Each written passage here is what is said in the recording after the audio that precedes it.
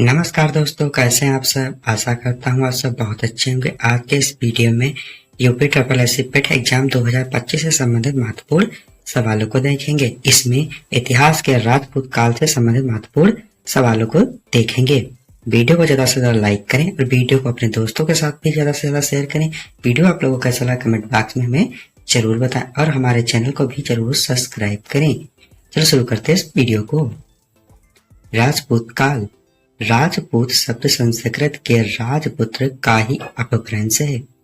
संभवतः प्राचीन काल में इस शब्द का प्रयोग किसी जात के रूप में न होकर राज परिवार के सदस्यों के लिए होता था, पर हर्ष की मृत्यु के बाद राजपुत्र शब्द का प्रयोग जाति के रूप में होने लगा।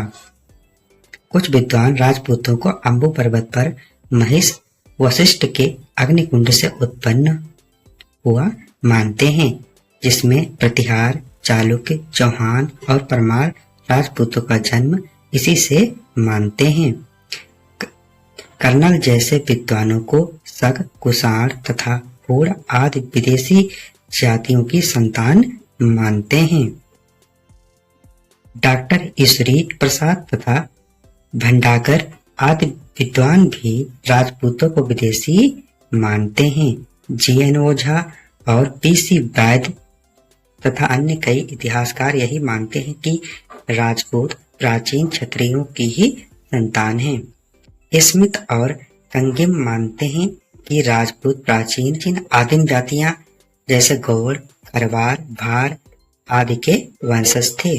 इस काल में उत्तर भारत में राजपूतों के प्रमुख वंशों जैसे चौहान, परमार, गुज्जर प्रतिहार, पाल, चंदेल, गढ़वाल आदि ने अपने राज्य स्थापित किए।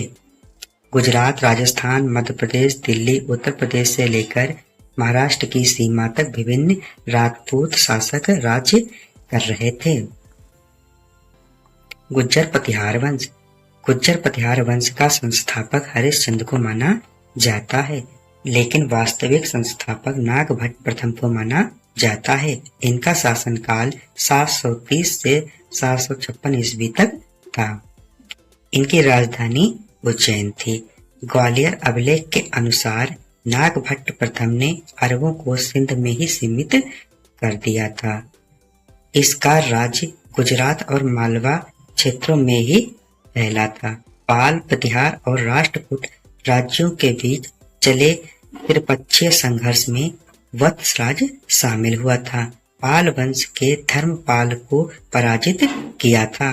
वत्सराज के पुत्र नागभट्ट द्वितीय ने प्रतिहार वंश को और अधिक शक्तिशाली बनाया था। इनका शासनकाल 805 से 833 ईस्वी तक रहा था। नागपाल द्वितीय ने कन्नौज को राजधानी बनाया था।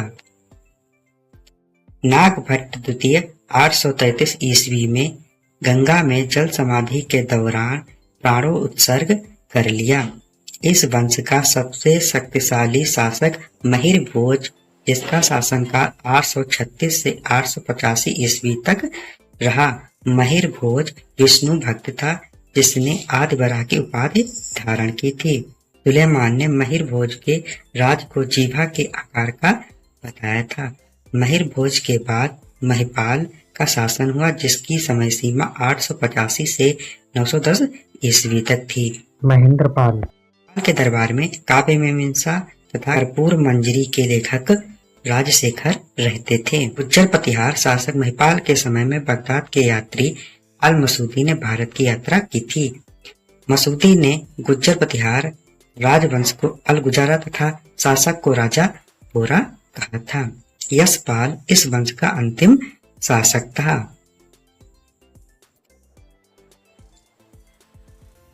गहाड़वाल वंश। गहाड़वाल वंश का संस्थापक चंद्रदेव को माना जाता है। इनकी राजधानी वाराणसी थी। कुछ समय के लिए कन्नौज भी इनकी राजधानी रही है। गोविंद इस वंश का सबसे शक्तिशाली शासक था। इसकी शासन की समय सीमा 1114 से 1154 ईस्वी तक थी।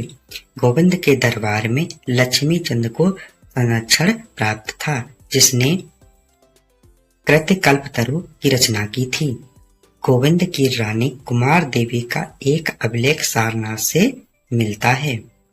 धर्म चक्र जिन बिहार की स्थापना भी गोविंद ने की थी।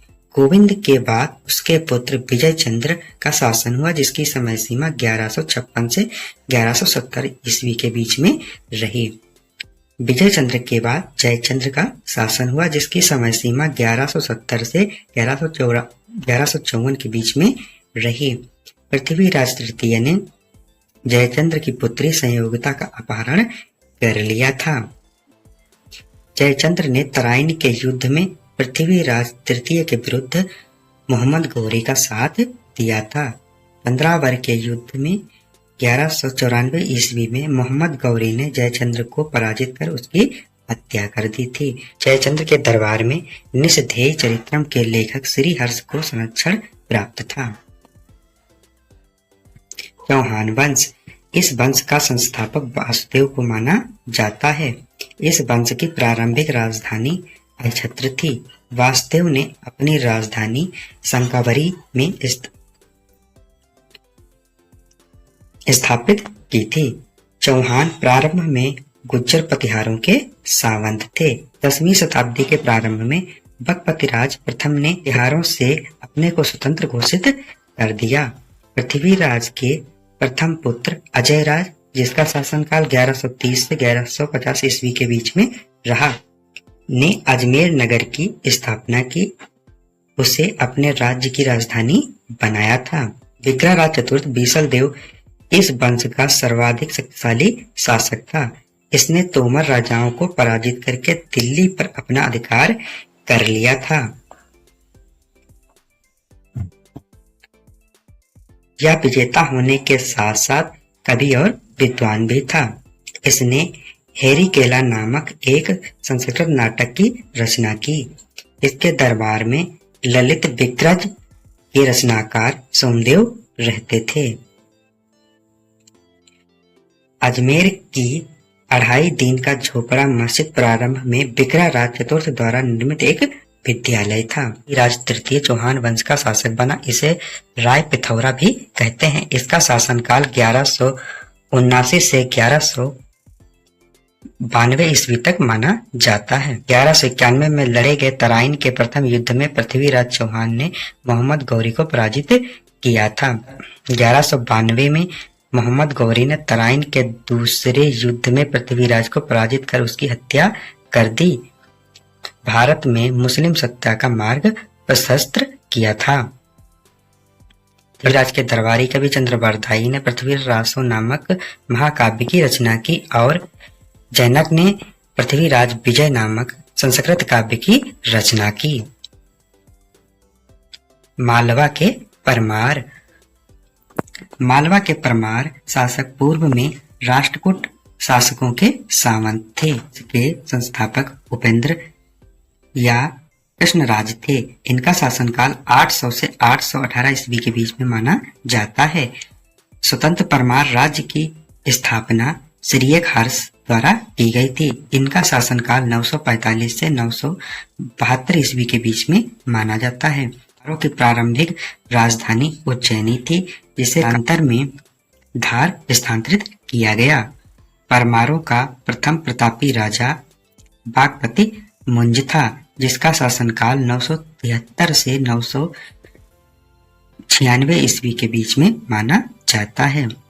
अभिलेखों में बागपति को उल्पराज, श्रीवल्लभ, पृथ्वीवल्लभ जैसी उपाधि धारण करने वाला बताया गया है। बागपति मुंज ने चालुक्य नरेश तेलप द्वितीय को 6 बार पराजित किया, लेकिन 7वीं बार तेलप पराजित हुआ और मारा गया।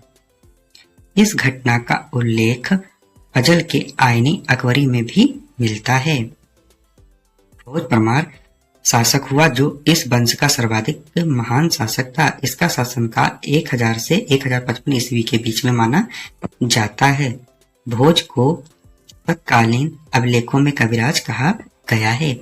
भोज परमार ने कुल लगभग 23 पुस्तकों की रचना की, जिसमें प्रमुख हैं सरस्वती कंठभरण, समारंगण, सूत्रधार, योग, सूत्रवृत्ति, आयुर्वेद, कुर्मशतक और चंपू रामायण आदि हैं। भोजशाला महाविद्यालय की स्थापना और उसमें वंग देवी सरस्वती की प्रतिमा की स्थापना की। बिहार में भोजपुर जिला की स्थापना भोज द्वारा की गई थी। भोपाल के पास भोजपुर नामक नगर और तालाब का निर्माण कराया था।